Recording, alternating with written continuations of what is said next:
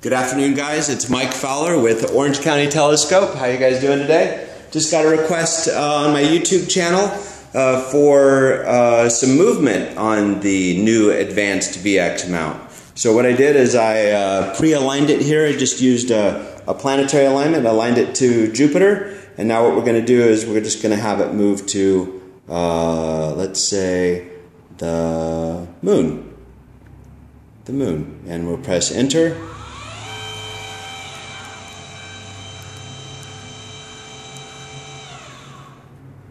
Or we can go to deep sky object. Oh, it's still moving to the moon here.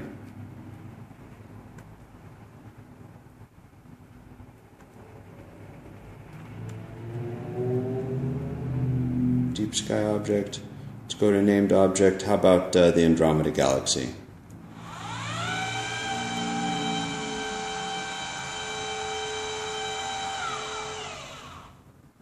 Sounds good.